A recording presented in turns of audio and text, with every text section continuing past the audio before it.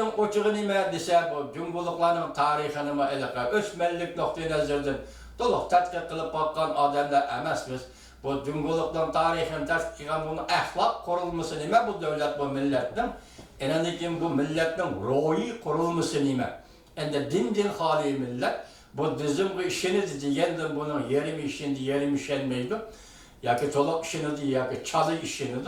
Şunda ahval asızı Cumhur milletinin karakteri, roy kurulması nime? Bunu toluk sizlerge hukum şekilde sözle bilemeyimiz.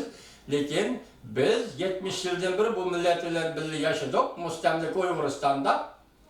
Onun üstüge törümü körüp törümüde Xitay diyen milletinin nimikelligini, Kompartiya diyen hakimiyetinin nimikelligini körüp çıktık, bilip çıktık vatandaş.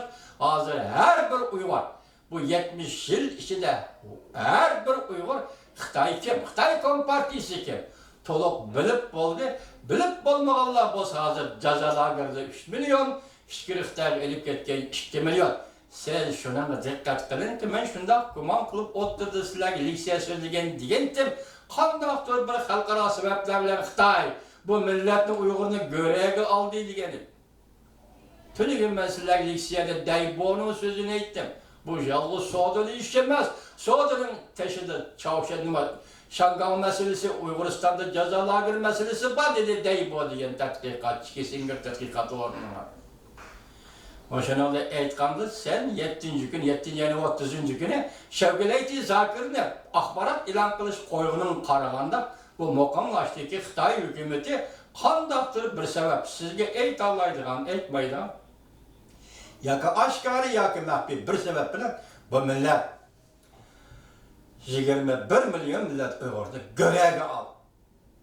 Hozir qo'yib bermadilar. Kimni qo'yib berdi? Yani sen vaziyet qarab turibsan, xo'sh. O tarafta Şangal, bu tarafta Uyg'uriston. Hozir Xitoy imperiyasi, mustamlika imperiyasining oxirgi kunlari keldimi qanda? Xitoyning programmalari, leksiyalarining bergan ta'siri, hozirgi vaziyatning jiddiyligi boshda qata qo'yib o'tdik masalan. 7. ayning 30. kunida bugungi 5. kunigacha 5 kun deyli. 5. günü Şangal'daki zor ko'lamli ish tashlash namoyishi deyli. Şu 5 gün içindeki ciddilikten aytganda Cumhur Kompartiyası bilgiçi Allah siz 10. ayının 1. günüdeki bayramını tebrikleyelemsiz qanda. Bu bayramını hatırcam ötküzelemsiz qanda. Benim işe gelip yetti Cumhur Kompartiyası.